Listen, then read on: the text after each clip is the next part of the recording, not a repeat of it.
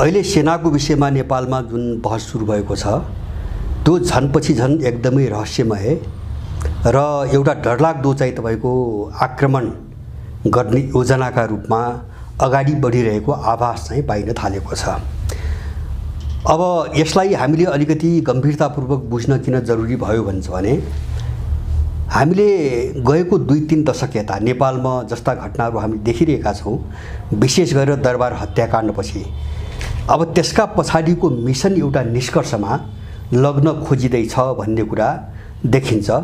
अब हामीले सबै कोणबाट यसको लेखाजोखा गर्न जरुरी भयो। त्यसकारणले यो बहस नरोकियोस्, मेरो सबैसँग चाहिँ पहिलो आग्रह। दोस्रो चाहिँ अब यो सेना घटाउने नाममा जो विसर्जन गर्ने योजना अगाडि आयो, यसको समग्र चिरफार गर्नुपर्ने स्थिति आयो।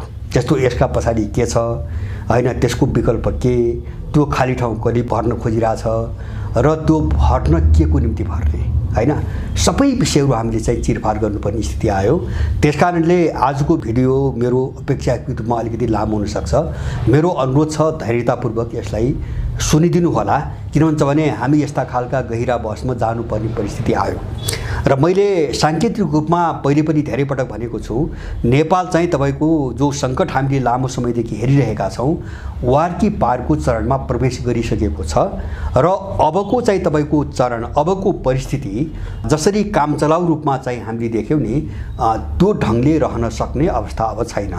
या नेपाल चाहिँ तपाईको भासिन्छ या नेपाल यो दलदलबाट मुक्त हुन्छ। मैले यो बारम्बार भन्दै आएको छु, त्यो चरण सुरु भइसकेको छ र मेरो विश्वास के हो भन्छ भने अन्तर्राष्ट्रिय भूराजनीतिको कारणले नेपाल भासिदैन।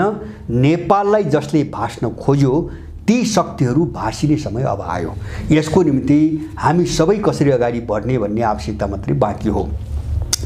मैले यो सेना घटाउने प्रसङ्गलाई यो बहस पछि देखिएका 3टा विशेषताहरूलाई टिपेर म सुरु गर्न चाहन्छु। पहिलो कुरो, यसमा चाहिँ कांग्रेसभित्र सिटोला ग्याङका मान्छे बोलेका छन्। अब घन्टीका धेरै मान्छे बोलेका छन्, घन्टीभित्रका धेरै मान्छे बोलेका छन् हैन। जस्तो कोस्टारिका मोडेलका कुरा पनि गरेका छन् उनीहरूले, सेना घटाउने कुरा पनि गरेका छन् र चाहिँ एमाले भित्रका मान्छे पनि बोलेका छन्। माओवादी त 63 सालपछि लगत्तै लागेको हो। भनेपछि अब जे बहस विवाद आयो नि, सबै दलका मान्छे बोलेका छन्, तर यस्तो संगीन चाहिँ तपाईको अभिव्यक्तिप्रति सबै दलहरू मौन छन्। मौन यो गम्भीर छ, यो एकदमै गम्भीर छ। यसबाट के बुझिन्छ भन्छ भने सेनालाई सिद्ध्याउने चाहिँ तपाईको मुद्दामा सबै एक ठाउँमा खडा गरिसकिएका छन् हैन। पहिले हामीले यो कुरा बुझ्नु पर्छ मौनताले। दोस्रो कुरा, स्वर्णिम वागले संसदमा बोल्दा उनले प्रयोगको भाषामा अलिकति ध्यान दिउँ हामीले। उनले के भनेका छन् भन्छ भने प्रधान सेनापतिसँगको छलफलपछि सेनालाई फरक ढंगले, डिस्कोर्सलाई फरक ढंगले अगाडि लानुपर्छ भन्ने बुझेर मैले त्यही अनुसार बोलेको हो। यसको मतलब हो के हो, उनको भनाइ के हो भन्छ भने सेनाको संख्या घटाउनु पर्छ भन्ने कुरामा प्रधान सेनापतिको पनि सहमति छ, उनी संसदमा बोलेको कुरा। नम्बर 3, प्रधान सेनापतिले कुनै कार्यक्रममा बोलेको मैले चाहिँ एउटा सुने, यस बारेमा टिप्पणी। उनले चाहिँ सेनाले यहाँ प्राकृतिक विपत्तिदेखि लिएर धेरै काममा काम गरेको फेरिस्त सुनाउँदै हैन, उनले के भनेका छन् भन्छ भने सेनाको संलग्नता अझै बढी चाहिन्छ भन्न सकिन्छ हैन। दुईटा भाषा, एउटा सेनाको संलग्नता छ, सेनाको संख्या छैन। त्यो संलग्नता भनेको भूमिका हो कि संख्या हो हैन, त्यसलाई चाहिँ तपाईको रहस्यमा राखिएको छ, संख्या भनिएको छैन। दोस्रो, भन्न सकिन्छ हैन, किटेर होइन, भन्न सकिन्छ। एउटा बडो चाहिँ तपाईको एउटा काइते भाषा प्रयोग गरिएको छ, माने स्पष्टता छैन। र दोस्रो मलाई चाहिँ लागेको अचम्म अनौठो कुरा के हो भन्छ भने त्यत्रो ओहदामा भएको व्यक्ति बोल्दा हैन उनको मुख सुकेको छ, थुक निल्नुपर्ने अवस्था आएको छ र त्यो बोल्दाखेरि मनोविज्ञान, प्रधान सेनापतिको मनोविज्ञान हेर्दा अनिच्छापूर्वक कसैको तीव्र दबावका बीचमा उनी अनिच्छापूर्वक प्रष्टीकरण दिइरहेका छन्, तर नबुझिने, भोलि चाहिँ दोहोरो तेह्रो अर्थ लगाउन सकिने भाषामा उनले प्रष्टीकरण दिइरहेका छन्, सेनाको पक्षमा सफाई दिइरहेका छन्। अब यो 3टा चिजले यसलाई झनै रहस्यमय बनायो। मैले भने पार्टीहरूको मौनता हैन, आफ्ना सदस्यहरूको बोलीप्रतिको मौनता। दोस्रो, सेनापतिसँग भेटेपछि नै मैले त्यो बोल्या हुँ त्यस्तो आशय बुझेर सोनिम वाग्लेको दाबी र प्रधान सेनापतिको बडो चाहिँ तपाईको एउटा असहज र असमञ्जस्यताबाट दिएको चाहिँ तपाईको प्रष्टीकरणको नामको प्रष्टीकरण, यो तीनटा चिजले सेनाका विरुद्धमा एउटा षड्यन्त्र चाहिँ निकै माथि पुगिसकेको छ भन्ने कुरामा अब कसैको पनि शङ्का रहनु हुँदैन हैन। पहिले मेरो भनाइ। अब त्यसमा पनि मैले के बुझ्छु भन्छ भने यो अहिले जो आइरहेछ नि व्यापक रूपमा बाहिर सबैतिरबाट, यो एक चरण नेपालीहरूको मनोविज्ञानलाई छाम्न, नेपालीहरूको हैसियतलाई मूल्याङ्कन गर्न र अन्य अन्तर्राष्ट्रिय शक्तिहरूको रिएक्सन बुझ्नको निम्ति यो बहसमा बाहिर ल्याइएको। बस अहिले यिनीहरू हिसाब किताब गर्दैछन् हैन। यसलाई थ्याक्न सकिन्छ वा थ्याकिँदैन हैन, यसलाई चाहिँ अगाडि बढाउन सकिन्छ वा यसको रूप परिवर्तन गर्नुपर्छ, त्यो आकलनको निम्ति यिनले बोल्न लगाएका छन्। र अब जस्तो प्रधान सेनापतिलाई नै मुछेर एउटा त्यस्तो पात्र बोलेको छ जो एमसीसी परियोजनालाई अगाडि बढाउनको निम्ति अमेरिकनहरूको टिममा बसेर त्यसको सर्वेक्षणको समयदेखि अभिन्न रूपमा काम गर्दै आएको छ। त्यो पात्र नै प्रधान सेनापति कहाँ गएको छ। त्यसकारणले सेना र सोनिम वाग्लेको कोअपरेसन अरू कसैले गराएको छ, यसमा हामी प्रश्न बुझ्नुपर्छ हैन।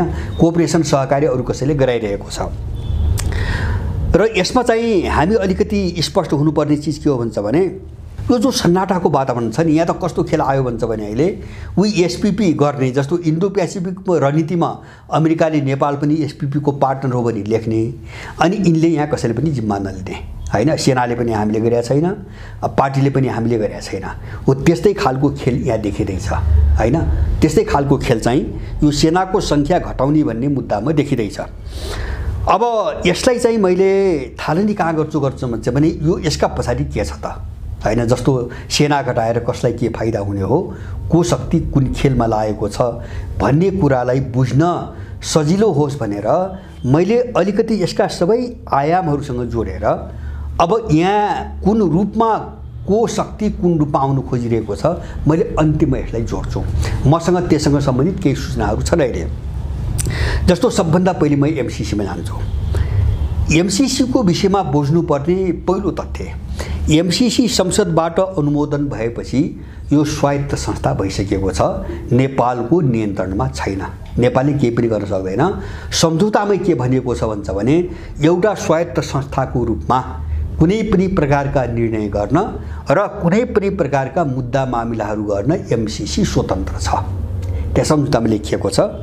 र त्यो अर्थमा के हो भन्छ भने एमसीसी अमेरिकाको अर्को समानान्तर सरकार हो, किनभने यो स्वायत्त छ, नेपालको कन्ट्रोलमा छैन, नम्बर 1।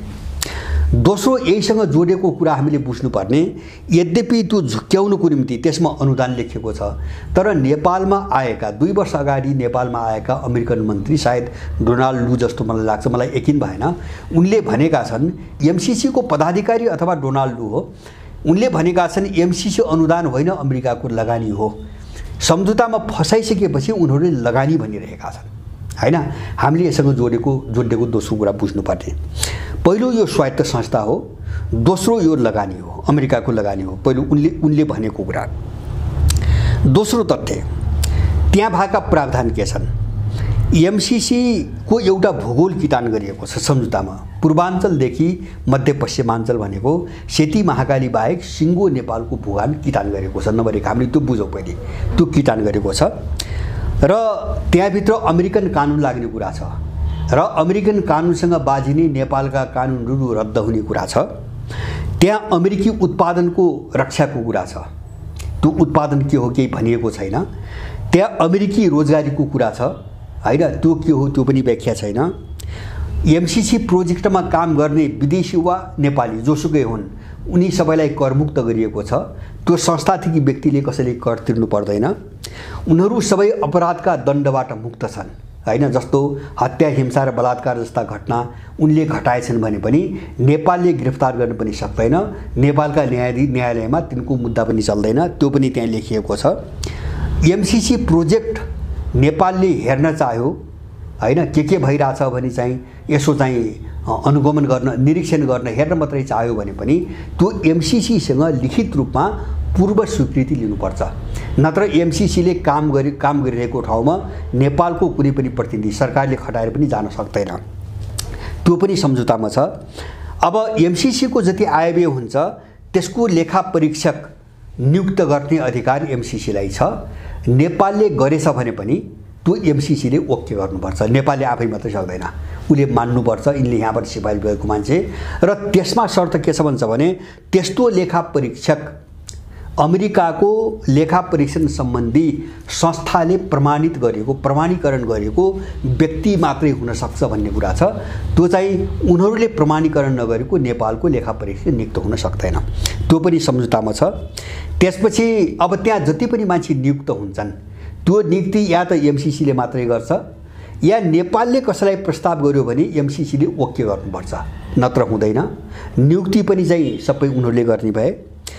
अब त्यहाँ खरिद बोर्ड बनाइएको छ हैन, जति खरिद गर्छ अमेरिकाले बाहिरबाट त्यो नेपालले चेक जाँच गर्न पाउँदैन, हेर्न पाउँदैन। त्यो पनि सम्झौतामा छ। र सबैभन्दा घातक कुरो एमसीसी सम्झौता भएको 2 वर्षपछि 2019 मा केपी ओलीको अर्थमन्त्रीले अर्को एउटा पूरक सम्झौता गरेका छन्। त्यो सम्झौतामा नेपालको सुरक्षा निकायलाई एमसीए नेपालले कोअर्डिनेसन गर्न सक्ने कुरा छ। एमसीए नेपाल भने जो अमेरिकनले बनाएको छन् नि, यहाँ सीएआईहरुको एउटा ग्याङ छ नि, यहाँ एमसीए नेपाल भन्ने खड्गबहादुर बिष्टको नेतृत्वमा त्यसले यहाँको सुरक्षा निकाय भनेपछि त्यसमा सेना पनि पर्छ, सशस्त्र प्रहरी पर्छ, जनमत प्रहरी पर्छ, अनुसन्धान पर्छ, सीडीओ कार्यालयको सम्म नाम छ। माने यो सबैलाई कोअर्डिनेसन आफ्नो काममा परिचालन गर्ने अधिकार एमसीए नेपाललाई दिएर सम्झौता गरिएको छ। दोस्रो बुदा हामीले बुझ्नुपर्ने। अब एमसीसी को तेस्रो बुदामा जान्छु म।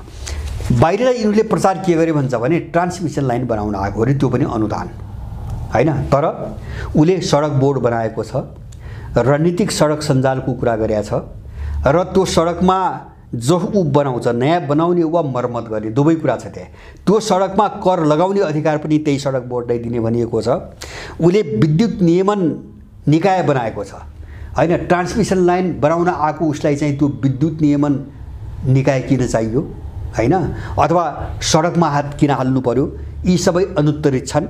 उले खरिद बोर्ड बनाएको छ। मैले भने त्यो के किन्छ नेपाली हेर्न पनि पाउँदैन। उसको बैंक खाता खोल्ने कुरा छ, त्यो बैंकमा कहाँबाट आउँछ पैसा, कति आउँछ, कहाँ खर्च हुन्छ, त्यो नेपाली हेर्नै पाउँदैन। जस्तो अडिट गर्ने मान्छे नै नेपाली नियुक्त गर्न नपाउने भएपछि त्यो बैंकमा आउने पैसा के को निम्ति आउँछ, कहाँ लगानी हुन्छ, नेपाललाई केही पनि थाहा हुँदैन। र अब यहाँ चाहिँ अब तेस्रो प्रावधान। अब यहीसँग जोडेको अर्को चाहिँ रहस्यमय कुरा के छ भन्छ भने मैले पहिले एमसीसी बुझाउन कोसिस गर्दैछु।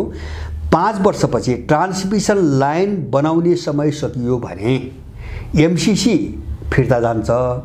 तर एमसीसी ले जो निकाय बनाउँछ, मैले भने नि सडक बोर्ड, विद्युत नियमन निकाय, खरिद बोर्ड र बैंक खाता, यी खारेज हुँदैनन्।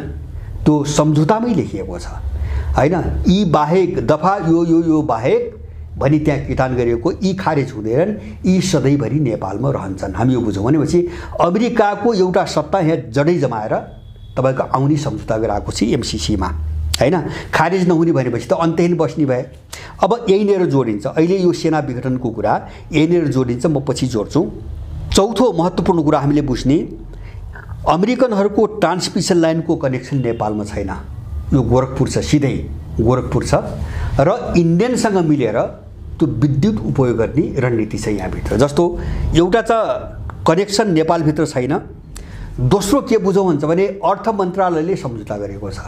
मुद्दा ऊर्जा मन्त्रालयसँग सम्बन्धित छ, तर अर्थ मन्त्रालयले सम्झौता गरेको छ। त्यसको एउटै कारण एमसीसी सम्झौताको पहिलो दफामै गएर तपाईँ हेर्न सक्नुहुन्छ। त्यहाँ के भनेको छ भन्छ भने एमसीसी सहयोगले नेपालको आर्थिक विकासमा, आर्थिक विकास भनेको स्ट्रक्चरल रिएडजस्टमेन्ट भन्छन्, पुनर्समायोजन, अब त्यसमा ठुलो सहयोग गर्नेछ भनेको छ सुरुमै। त्यो भनेको के भन्छ भने नेपालको समग्र अर्थतन्त्रलाई अमेरिकाले एमसीसी को परियोजना अनुसार बदल्ने छ भनेको छ। भने नेपालको इकोनोमी जम्मै यिनले एमसीसी प्रोजेक्टमा ढाल्न खोजिरहेका छन्। त्यो सम्झौतामै लेखिएको छ। त्यही कारणले हस्ताक्षर अर्थ मन्त्रालयलाई गराइएको हो। यसका पछाडि अरु केही पनि छैन, किन यहाँ इकोनोमी उनको रणनीतिमा बदल्नुको निमित्त त अर्थ मन्त्रालय चाहियो, अड्डु गरेर त हुँदैन। तर बोर्डमा चाहिँ तपाईको के गरिएको छ, विद्युत प्राधिकरणको प्रतिनिधि राखिएको छ हैन। त्यो एमसीए बोर्ड जो भन्ने छ त्यसमा विद्युत प्राधिकरणको राखिएको छ। किन? अब भोलि नेपालको सबै विद्युत उनीहरूले कब्जा गर्न खोजिरहेछन्। ट्रान्समिसन लाइन मात्रै बनाउन आएको छैन, उसले विद्युत नियमन आयोग भन्ने बनाइसकेका छ र नेपालमा भएको विद्युत र मैले अघि नै भने गोरखपुर ट्रान्समिसन लाइनसँग उनको चाहिँ ट्रान्समिसन लाइन जोडिएको छ र इन्डियाबाट चाहिँ आयात गर्ने विद्युत, यो सबै विद्युतलाई कोअर्डिनेसन गर्न, जस्तो नेपालको विद्युत पनि उनले आफ्नो कब्जामा लिनुको निम्ति प्राधिकरणको मान्छे त चाहियो, ऊर्जाको मान्छे चाहियो, त्यसको निम्ति उनीहरूले चाहिँ त्यो बोर्डमा प्राधिकरणको मान्छे राखेका छन् हैन। अर्थतन्त्र कब्जा गर्न उनको मोडेलमा लैजान अर्थ मन्त्रालयबाट सम्झौता गराउने र विद्युत कब्जा गर्नको निम्ति तपाईको विद्युत प्राधिकरणको मान्छे त्यसमा राख्ने, सदस्यहरू राख्ने, त्यहाँ त काम गर्नु पर्यो। त्यति मात्र हैन, मैले त्यो नेपालको विद्युत कब्जा गर्ने योजनामै अमेरिका छ, त्यो इन्डियाबाट चाहिँ जो कनेक्सनबाट आउँछ नि त्यो बाहेक यो कहाँबाट प्रमाणित हुन्छ भन्छ भने उसका ट्रान्समिसन लाइनका टावर जहाँ जहाँ बन्छन् त्यो सबै नेपालमा विद्युत जहाँ उत्पादन हुन्छ त्यसको वरिपरि मात्रै छ, बाहिर छैन। तपाईँ लप्सी फेरि जानुस् या त चाहिँ तपाईँको यो कोशी, यता सुनकोशी, तामाकोशी, दुधकोशी भन्छन्, यहाँबाट तपाईँको त्रिशुली हुँदै गण्डकीसम्म को जति विद्युत उत्पादन गर्ने एरिया छ नि तपाईँको कुलेखानीसम्म, यसको वरिपरि मात्रै अमेरिकन ट्रान्समिसन लाइन छ, बाहिर छैन। यसबाट के देखिन्छ, नेपालको विद्युत जहाँ उत्पादन छ त्यसलाई निशाना बनाइकन ट्रान्समिसन लाइन बनाइरहेछ। यसले सबै विद्युत कब्जा छ भोलि, किन यसलाई विद्युत चाहिन्छ, यसका पछाडि धेरै ठुलो प्रोजेक्ट छ हैन। यति चिजलाई हामीले राम्रोसँग बुझौँ। अब अर्को अहिले चाहिँ तपाईको जस्तो यो पछिल्लो घटना एउटा समाचार आइरहेछ बाहिर, एउटा त गोरखपुर कनेक्सन अमेरिकन ट्रान्समिसन लाइनको, दोस्रो यो सम्झौतामा इन्डियाको स्वीकृति हुनुपर्ने अनुमोदन भनेको छ, इन्डियाले गर्यो होला, भित्र नगरे भए अगाडि बढ्दैन थियो, यद्यपि बाहिर आएको छैन, इन्डियाको समर्थन। र तेस्रो यससँग जोडिएको अहिले रहस्यमय कुरो के आछ भन्छ भने इन्डियाले नेपालको विद्युत किन्ने भनेर जो हामीले सम्झौता गरायौँ भनेर दलालहरूले बकवास गरिरहेछन्, इन्डियाले अहिले त्यो नेपालबाट उत्पादन हुने बिजुलीमा कसको लगानी छ त्यो सबै फेरिस्त चाहियो भने मागिरहेछ। यसको मतलब के हो भन्छ भने उनीहरूले त्यहाँभित्र चिनिया लगानी छ कि रसियन लगानी छ कि अथवा चाहिँ उनका विरोधीहरू कसैको लगानी छ कि त्यो छानबिन गरिरहेछन्, ताकि भोलि नेपालको विद्युत उपयोग गर्न अप्ठ्यारो बाधा नआओस्। इन्डियनहरू त्यो रणनीतिसम्म आइपुग्यो अमेरिकनसँग मिलेर हैन। त्यहाँ चाहिँ तपाईँको अब चिनिया लगानी छ, त्यहाँ हामी किन्दैनौँ, बजारको कुरा मात्रै छैन, किन भोलि एमसीसी प्रोजेक्ट मार्फत उनीहरूले जे गर्न खोजिरहेछन् त्यसको गोपनीयताको कुरा पनि छ। त्यसकारणले इन्डियनहरूले कसको लगानी छ भनेर फेरिस्त समेत मागेको भन्ने कुराकार अस्ति 3 दिन अगाडि नेपाली मिडियामा आएछ, जबकि नैतिक कानुनी रूपले त्यो माग्ने अधिकार उनलाई छैन। उनले नेपालमा भएको विद्युत किन्ने कुरा मात्रै हो, तर उनले लगानीकर्ताको विवरण मागिरहेछन् अहिले। अब म यसमा दोस्रो एमसीसीको दोस्रो कुरा जोड्छु। एमसीसीले आफ्नो सुरक्षाको निम्ति भनेर अमेरिकाको कार्डनो नाम गरेको एउटा प्राइभेट सुरक्षा कम्पनीलाई टेन्डर हालेर नेपाल ल्याइसकेका छ। तपाईँ वेबसाइटमा गएर त्यो कार्डनोको चाहिँ तपाईँको विवरण हेर्नुहोस्। उसले चाहिँ आकाश र स्थल दुईटा क्षेत्रमा काम गर्छ, सामुद्रिक क्षेत्रमा उसको काम देखिँदैन त्यहाँ विवरण अनुसार। अब त्यो किन आएको छ भन्छ भने भोलि चाहिँ सेना अथवा एमसीसीको सुरक्षाको निम्ति आउने राख्ने कुनै पनि मान्छेहरूको के अरे चाहिँ उनलाई तालिम, हतियार आपूर्ति, खाद्यान्न आपूर्ति, लजिस्टिकदेखि लिएर तालिमसम्मका सबै कामहरू गराउने जिम्मा लिने गरी एउटा कम्पनी, अमेरिकन कम्पनी नेपाल आइसकेको छ। यो हामीले बुझ्नु पर्यो है। यो सबै म लास्टमा जान्छु सेना बिग्रिनुको कुरामा। दोस्रो चाहिँ अमेरिकाको दस्तावेज भने के हुन्छ भने जस्तो इन्डो पेसिफिक दस्तावेज अथवा अमेरिकाको नेसनल सेक्युरिटी स्ट्र्याटेजी, राष्ट्रिय सुरक्षा रणनीतिसँग दस्तावेज, 19 का दस्तावेज, 20 का दस्तावेज, पछि पनि होलान् 21सम्मका मैले हेरेको थिएँ, सबैमा हैन, विशेष गरेर इन्डो पेसिफिक रणनीतिसँग सम्बन्धित दस्तावेजमा नेपालको सेनाले नेपाल सोफाको पनि सदस्य रहेको कुरा छ हैन, सोफाको पनि सदस्य रहेको कुरा छ। र इन्डो पेसिफिक दस्तावेजमा त 2 दशक अगाडि नै त्यो कार्यक्रममा नेपाली सेनाले भाग लिएको फोटोसहितको विवरण छ हैन इन्डो पेसिफिक दस्तावेजमा। र अमेरिकनहरूको दस्तावेजले नेपाल एसपीपी को पनि पार्टनर भएको दाबी गरेका छन्, त्यसको खण्डन यहाँ कसैले पनि गरेको छैन। हामीले गरेका छैनौँ सबैले भने, अप्ठ्यारो परेपछि चौतर्फी विरोध भएपछि सेनाले पनि हामीले गरेका छैनौँ भन्छ, सरकारले पनि हामीले गरेका छैनौँ भन्छ। तर अमेरिकन दस्तावेजले नेपाल एसपीपी को पार्ट हो पनि लेख्छ, त्यसको खण्डन कोही पनि गर्दैन। र यहाँको प्रधान सेनापति सन् 2015 को राजेन्द्र छेत्रीले भूकम्पको बहाना बनाएर अमेरिकनहरूलाई एउटा सहयोगको निम्ति पत्र पठाए जो एसपीपीसँग सम्बन्धित छ। त्यो चाहिँ सबैले स्वीकार गरे, त्यो पत्र यिनले पठाएका हुन्।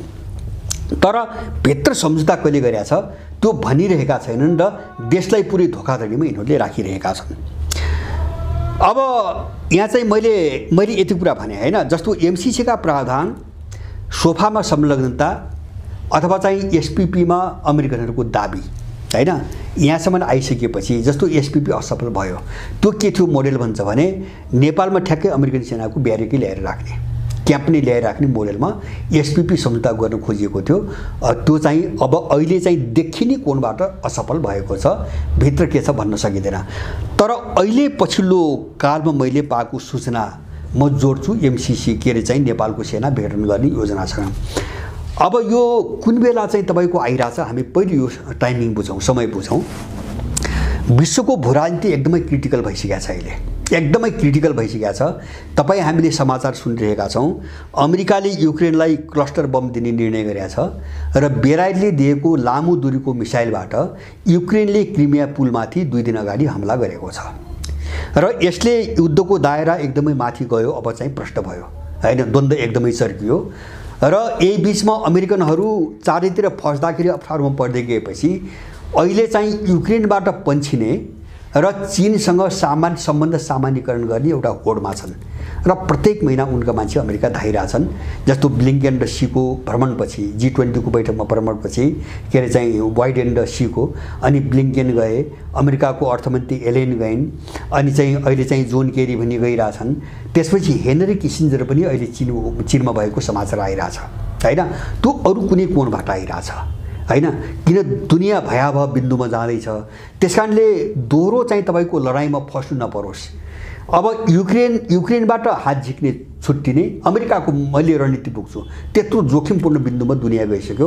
युक्रेनबाट हात झिक्ने त्यस्ता सङ्केतहरू आछन्, जस्तो युक्रेनलाई ढोका बन्द गरे उनीहरूले, जेलेन्स्की माथि आक्रमण तीव्र भएको छ हैन, काउन्टर अफेन्सिभ यत्रो सहयोग गरेर पनि सफल भएन भन्ने चर्को आक्रमण गरिरहेछन् र मलाई लाग्छ केही बहाना बनाएर त्यहाँबाट उनीहरू निस्कन्छन्।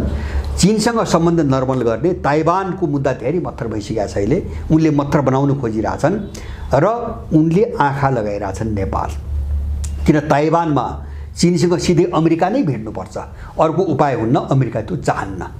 तर नेपालभित्र अमेरिका भिड्नु होइन, यहाँ भिडाउने हो हैन, यहाँ चाहिँ अर्को मान्छे भिडाउने हो। जस्तो नक्कली जन्मको आधारको नागरिकता लिने विदेशी भिडाउने हो हैन, अथवा यहाँका क्रिमिनलहरू भिजिलान्टीहरू प्रयोग गर्ने हो। अब त्यो ढङ्गले एउटा मोडालिटीमा अमेरिका आइरहेछ। अमेरिका एसपीपी असफल भइसकेको मोडालिटी मैले पाएको सूचना पुष्पकमल दाहालको हातमा त्यो प्रस्ताव गइसकेको छ।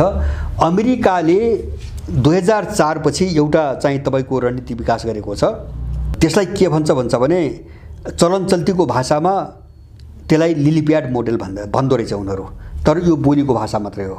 चलन चल्तीको बोलीको भाषा चाहिँ लिलीप्याड मोडेल भन्छ। यसले 59 वटा देशका 271 वटा ठाउँमा यो मोडेलबाट उसले सेना तैनात गरेको छ, अमेरिकाले तैनात गरेको छ।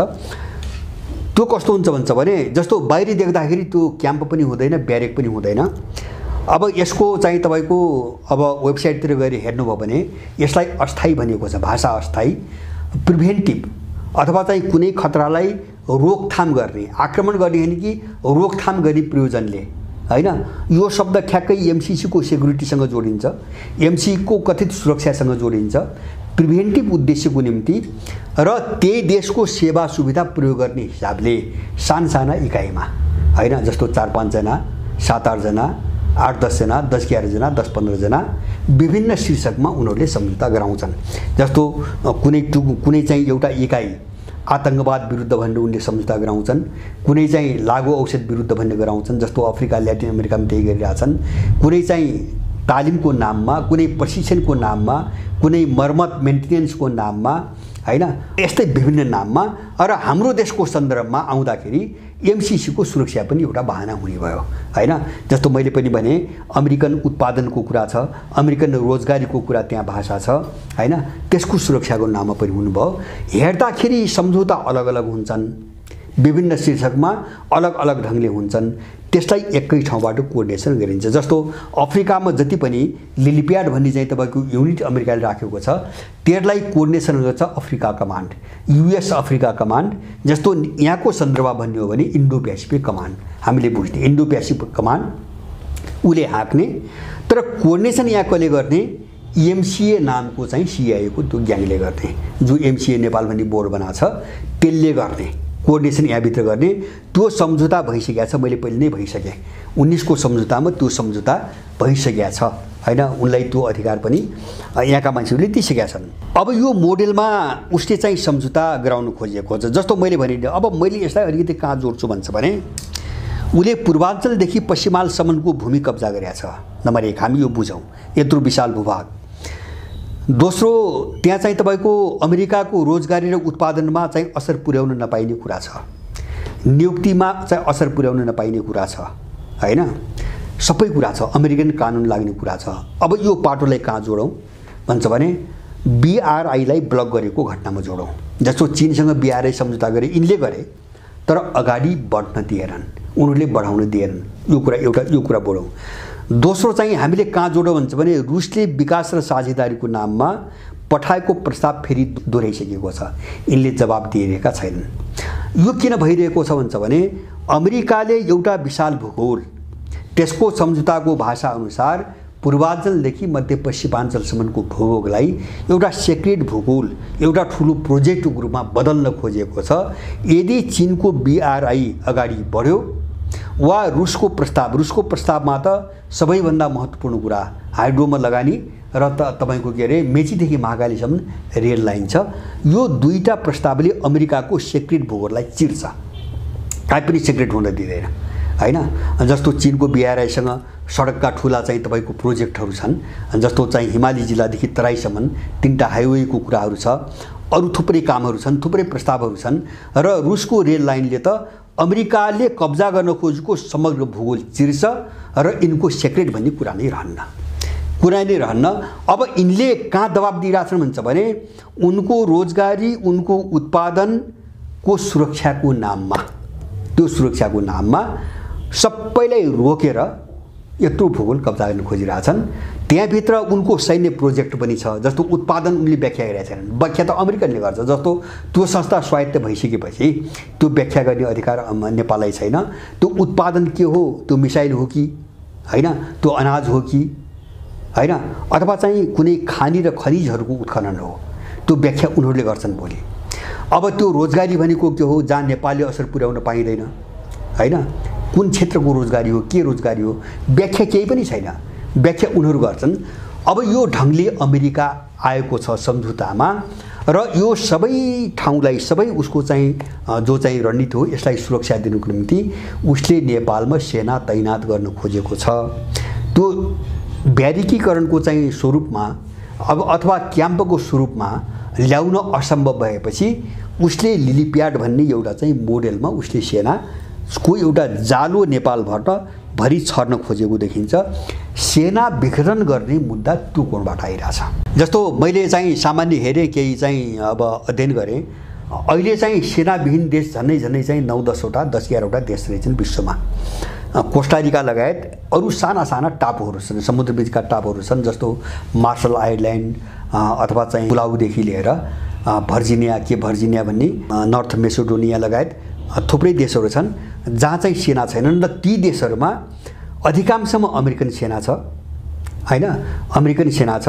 3टा देशमा मैले चाहिँ ब्रिटिस सेना भएको चाहिँ मैले पढेँ, 2टा देशमा अस्ट्रेलियन सेना भएको मैले पढेँ पूर्वी प्रशान्त क्षेत्रतिर, अनि त्यसपछि 1-2टा देशमा चाहिँ फ्रेन्च सेनाहरू भएको देखेँ। उनीहरू गएर बसेका छन्, त्यहाँको सेना या त विघटन गरेका छन् या सेना बन्न दिएका छैनन्। जस्तो कोस्टारिकामा अहिले पुलिसले मात्रै काम गर्छ हैन, जस्तो कोस्टारिका मोडेल भन्ने एउटा घन्टीको मान्छे उठाइन् नि हैन, अब ती सेनै नराख्ने भन्ने मोडेल हो त्यो कोस्टारिकाको सेनाको नामो निशान मेटाइदिने भन्ने मोडेल हो। जस्तो स्वर्णिमले घटाउने भन्ने ल्याए, यिनले तौलिरहेका छन् मान्छेहरूलाई। तर एजेन्डा जस्तो कृष्ण सिरुलाभित्रको एकजना मान्छे बोले, उनको युवा नेता बोले, यसले सिआइए र रले नेपालको सेना चाहिँ पुरै विघटन गर्ने एक सूत्रीय एजेन्डामा अहिले काम अगाडि बढाएको छ। यो कुरो स्पष्ट हुन्छ र यो भनेको के हो भन्छ भने नेपाललाई अब अन्तर्राष्ट्रिय चाहिँ लडाइँमा उहम दिने कुरा हो हैन। मैले यहाँ चाहिँ के देखाउँछु भन्छ भने जस्तो उनीहरू यो ढङ्गले पसे भने उनले गर्छन् के। एउटा युक्रेनको एउटा उदाहरण हेरौँ। जस्तो युक्रेनमा 2014 मा जो क्रिमियामा यानुकोभिच भन्ने राष्ट्रपतिलाई अमेरिकनहरूले सडकबाट अवध्वस्त गराए, त्यसको मुख्य भूमिका खेल्ने जो क्रिमिनल ग्याङ उनले सङ्गठित गरेका थिए, पेशेवर अपराधीहरू, गुण्डाहरूको एउटा ग्याङ प्रयोग गरेका थिए, त्यही ग्याङले नै मुख्य भूमिका खेलेको हो। पछि यानुकोभिचलाई अवध्वस्त गरेपछि त्यही ग्याङलाई सेनाको रूपमा ढालेर अमेरिकाले युक्रेनको सेनामा मिसाएको हो, जसलाई एजोभ बटालियन भनेर हामीले सुन्छौँ। त्यो एजोभ बटालियन भन्ने अमेरिकन सेना हो, उसले भोलि यहाँ त्यही गर्छ। अब त्यस्तै खालका ग्याङहरू सिर्जना गर्छ। जस्तो युक्रेनलाई आजको दुरावस्थामा पुर्याउने नै त्यही एजोभ बटालियन हो हैन। निमित्त कारण त्यसैले सुरु गरेको, निमित्त कारणका रूपमा काम त्यसैले सुरु गरेको हो। त्यसैले युक्रेन आज यो दिशामा पुग्यो। एकातिर चाहिँ राजनीतिक चाहिँ उनको प्रयास, जस्तो जेलेन्स्कीको उदय, जस्तो मान्छेहरू जो बोलिरहेछन् नि, यिनको ब्याकग्राउन्ड, यिनको हैसियत, यिनको चरित्र, यिनको ओरिजिन भनेको यिनको शैक्षिक उत्पत्तिको ओरिजिन, उनको जीवनको ओरिजिन सबै हेर्नु हो भने यिनीहरू विशुद्ध जेलेन्स्की हुन्, यसमा कुनै पनि शङ्का रहन्न।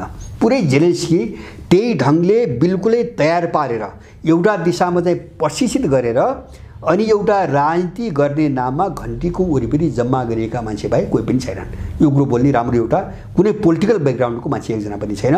सबै एनजिओ आइएनजिओ र पश्चिमतिर पढेर उतै जागिर खाएका मान्छेहरू छन्। यिनीहरू मिसनमा आइरहेका छन्।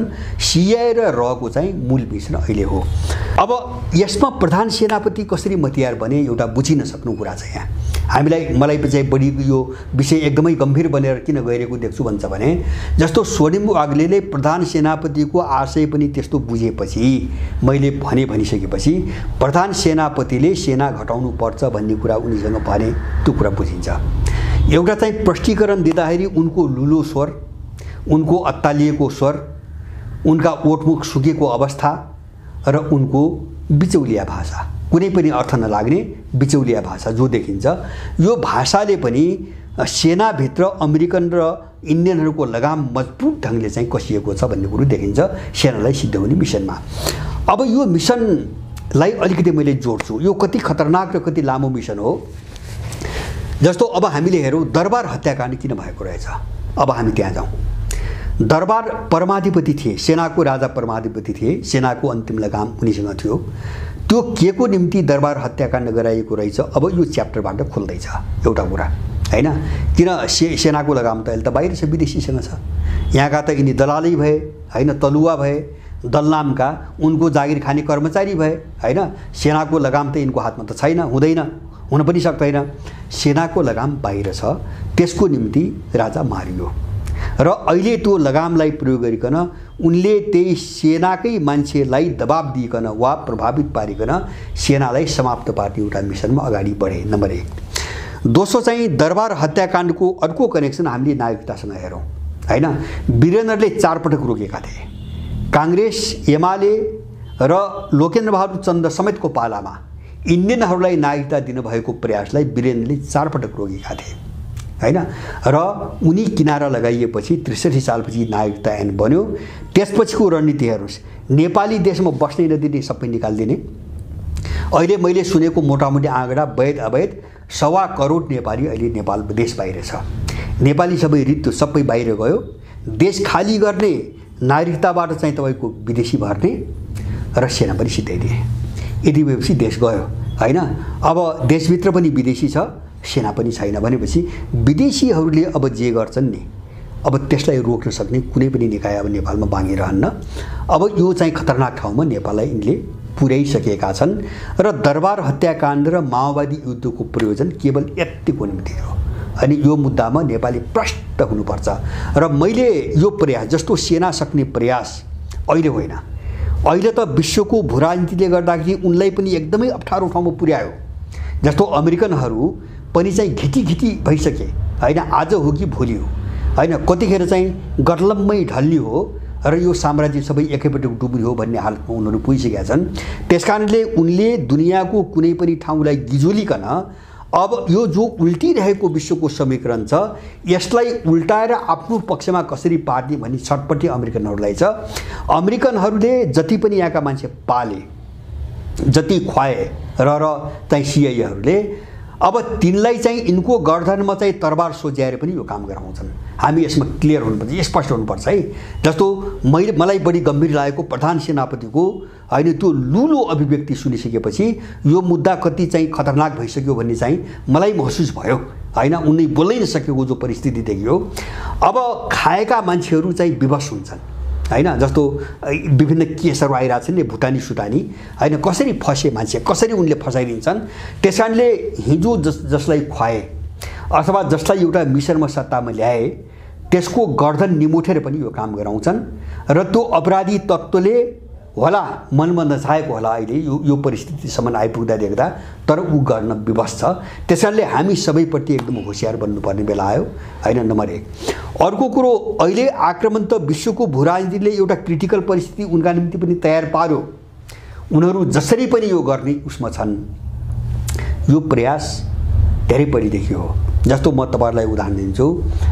2064 सालमा कांग्रेस र मधेसवादी गुटहरू इन्डियन दूतावासभित्र बसेर इन्डियन राजदूतको रोहबरमा एउटा सम्झौता गरेका छन्। त्यो सम्झौता के हुन्छ भने नेपाली सेनाभित्र 10,000 मधेसीहरूको छुट्टै बटालियन बनाउने। त्यो कांग्रेसले त्यो अपराध गरेको छ इन्डियन दूतावासभित्र बसेर 2064 सालमा। अब त्यो सहमति कुन पृष्ठभूमिमा आयो?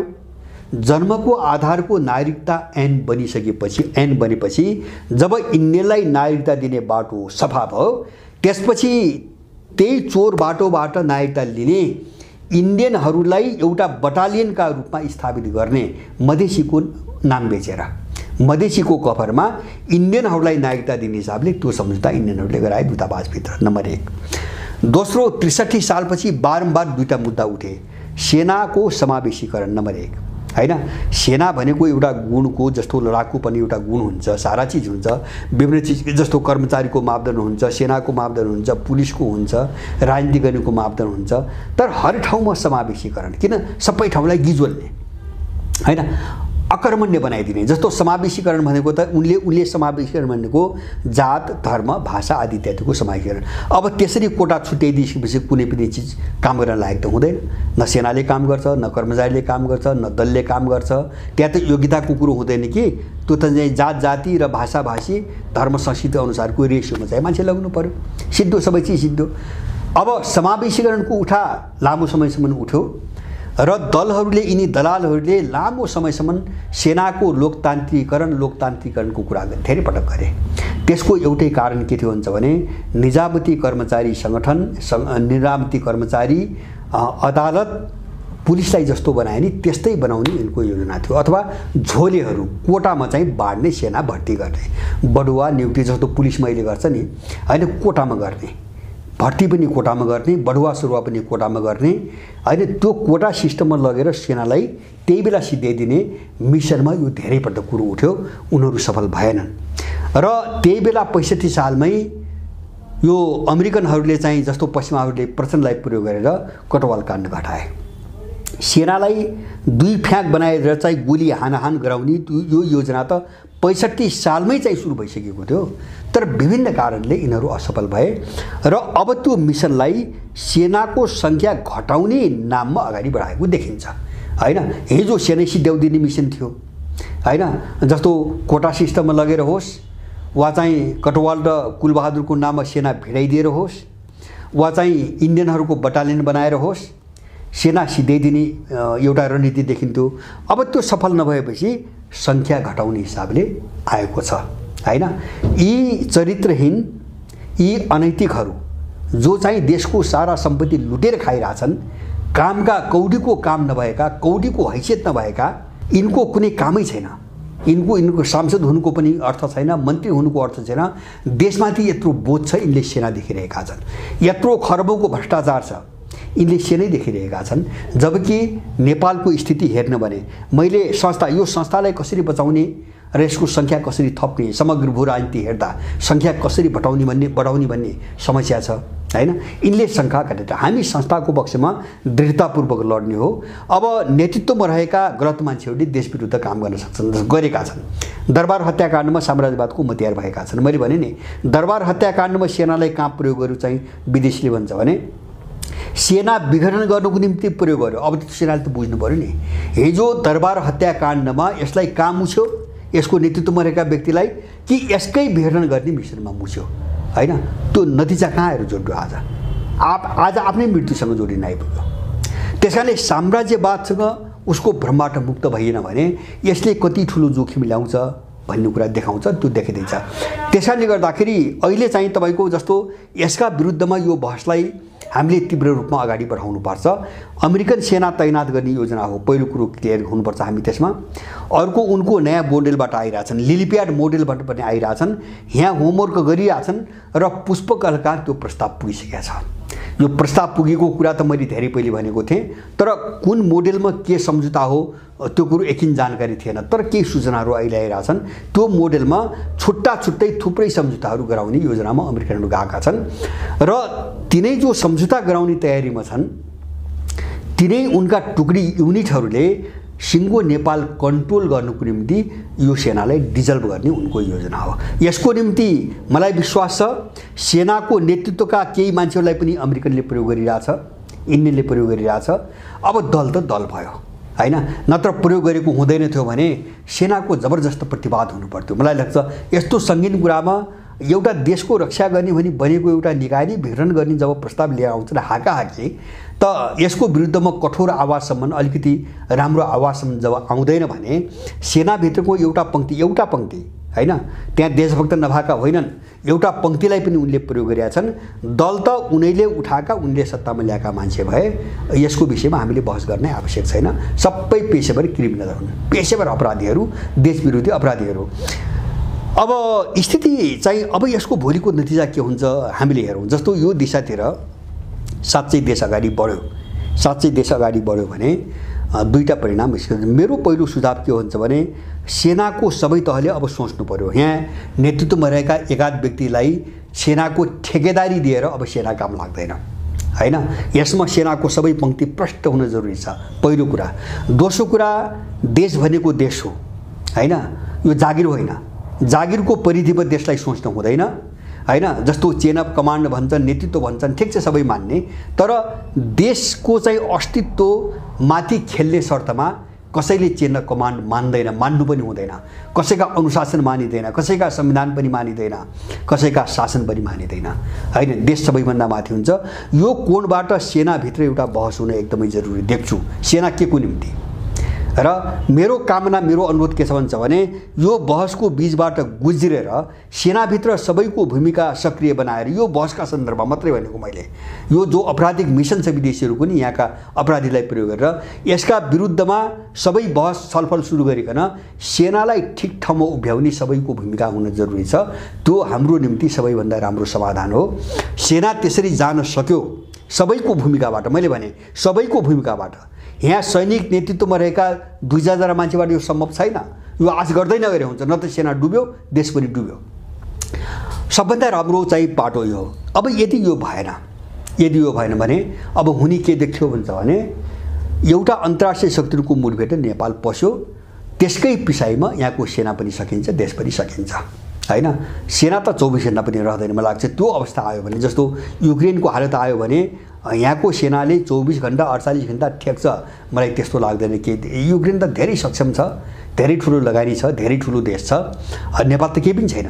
त्यसकारणले गर्दाखेरि फेरि चाहिँ तपाईँको त्यस्तो स्थिति आयो भने कसको पक्षमा लड्ने हैन। अहिले नै यो गलत बाटोमा कसको, अमेरिकनको निम्ति लड्ने वा चिनियाहरूको निम्ति, रुसियाहरूको निम्ति लड्ने कि युरोपियनको निम्ति लड्ने हैन। यो शिकार हुनबाट जोगिने हो भने खुट्टामा उभिने, स्वतन्त्र रूपमा उभिने र देशको बचाउको बाटोमा जाने, यो भन्दा राम्रो बाटो केही छैन। यो भयो भने सेनाले सत्तै हातमा लिए पनि नेपाली सबैको समर्थन रहन्छ, सबै नेपालीको समर्थन छ। देश बनाउनु छ हामीलाई देशको रक्षा गर्नु छ, बस अरू कुनै कुरासँग हाम्रो सम्बन्ध छैन। अब यो बाटोबाट गएन भने या त सेना अब अन्तर्राष्ट्रिय द्वन्द्वको चाहिँ चक्रव्यूहमा फसेर सिद्धिन्छ, अब या त देशको बचाउको पक्षमा त विद्रोह त होला नेपालमा, त्यो विद्रोह सेनैभित्र होला, त्यो विद्रोह पुलिसैभित्र होला, त्यो विद्रोह जनस्तरबाट होला, त्यो भित्र विभिन्न दलहरूबाट होला, त्यो विद्रोहले अर्को सेना बनाउँछ। यो दुवै प्रक्रियाबाट सेना सिद्धिन्छ हैन। अन्तर्राष्ट्रिय चाहिँ तपाईको चक्रव्यूहमा फस्यो भने पनि यो सिद्धिने बाटोमा जान्छ र भित्र हुने प्रतिरोधबाट चाहिँ अर्को सेना बन्ने प्रक्रिया सुरु भयो भने पनि यो सेना सिद्धिन्छ। भनेपछि अब गलत बाटो रोज्ने वा यस्तो सङ्गीन चाहिँ परिस्थितिमा अकर्मण्य भएर बस्ने हो भने त्यो आफ्नो चाहिँ अवसानको घोषणा बराबर हो। मैले बुझेको त्यही हो। त्यसकारणले अहिले जुन नाङ्गो ढङ्गले आइरहेछन् नि अमेरिकनहरू र यसमा इन्डियनको पनि संलग्नता देखिन्छ, यसका विरुद्धमा यो आवाज अझै तीव्र बनाउन जरुरी छ, अझै सशक्त ढङ्गले हामी जानुपर्ने जरुरी छ। मैले पहिले भने म अन्तिममा दोहोऱ्याइदिन्छु, नेपालको भू राजनीति कि गर कि मरको चरणमा प्रवेश गरिसकेको छ। यो हिजो जस्तो भन्नाले युक्रेन द्वन्द्वभन्दा अगाडिको जस्तो हैन काम चलाउ ढङ्गले अगाडि बढ्न सक्ने सम्भावना अब नेपालमा छैन हैन। त्यो विश्वले पनि त्यो अनुमति दिँदैन, विश्वको परिस्थितिले नेपालभित्रको परिस्थितिले पनि त्यो अनुमति दिँदैन। या गर राम्रो काम गर हैन, अब या चाहिँ मर, राम्रो नराम्रो जुन कोणबाट गरे पनि के गर कि मर हैन। अपराधीहरूको बाटो पनि त्यही हो, देशभक्तहरूको बाटो पनि त्यही हो। त्यो चरणमा देश गइसकेको हुनाले अब यस्ता सङ्गीन मुद्दाहरूलाई हामीले चाहिँ तपाईको एकचोटि आए हैन गए यस्तो रूपमा लिनु हुँदैन। यो साह्रै खतरनाक रूप बाहिर आइसकेको छ र मलाई लाग्छ यो अन्तिम प्रयास हो अब यिनीहरूको। किन सेना राज्य सत्ताको सबैभन्दा निर्णायक र सबै महत्त्वपूर्ण कडी हो हैन, तत्त्व हो। यो ढल्यो भने सबै चिज ढल्यो हैन। एउटा त मियो त ढल्यो नै, दरबार हत्याएपछि जस्तो पावर सेन्टर भन्छौँ मियो त ढल्यो, कमान्ड पनि ढल्छ। अब सेना ढल्यो भने कमान्ड पनि ढल्छ हैन, देश सिद्धियो। अब होइन यो जोगियो भने मलाई के विश्वास भन्छ भने अब नेपाल यो दलदल जो 47 सालपछिको एउटा चक्रव्यूह बन्यो नि हैन, सबै आयाममा जो एकपछि हमला गरेर नेपाललाई यो ठाउँमा पुर्याए, यिनी अपराधी र यिनी साम्राज्यवादी शक्तिहरू निर्णायक रूपमा समाप्त हुन्छन् सकिन्छन्। नेपालबाट यिनीहरू निस्कनु पर्छ, हामी यिनलाई यहाँबाट निकाल्न पनि सफल हुन्छौँ र देश फेरि बन्ने प्रक्रियामा अगाडि बढ्छ। हामी बाटो कुन रोज्ने, त्यसकारणले गर्दाखेरि कठोरतापूर्वक निर्ममतापूर्वक कसैप्रति मुलाहिजा नराखिकन हामी यो बहसमा भाग लिन जरुरी छ। हामी कसैप्रति दोष छैन, सेनाको नेतृत्वले राम्रो काम गर्छ, हाम्रो समर्थन छ, तर उसले जुन ढङ्गले गर्नुपर्ने हो यस्तो कुरो आउँदा उसको भूमिका केही पनि देखिरहेको छैन हैन। उसको देखिरहेछ पार्टीहरूलाई यिनी सम्बन्धित दलहरूलाई त सोध्न त सक्दैन यिनीहरूले, तिम्रोका मान्छे को हुन्, कसले बोलाइरहेछ, के हो तिम्रो विचार, के हो सोच, के हो त्यो त भन्न सकिन्थ्यो नि। अब केही पनि नगर्ने हो भने वाइसिएल युथ फोर्स र तरुण दल र सेनाको बिचमा अन्तर केही पनि छैन। हामीले बढी आशा पनि गर्न हुँदैन। देश बचाउनुको निम्ति विकल्प के हो, हामी जाने त्यही नै हो। हामी अब यो बाटोबाट हामी डराउनु पनि हुँदैन, यो बहसबाट भाग्ने हामी चाहिँ कायरता देखाउनु पनि हुँदैन। किन भन्छ भने देश डुब्यो भने हामी सबै डुब्छौँ। सबैले देशभक्तिको भूमिका खेल्न जरुरी छ। यो मुद्दालाई अलिकति गम्भीरतापूर्वक सबैले बुझौँ भनी मेरो सबैसँग विनम्र आग्रह छ।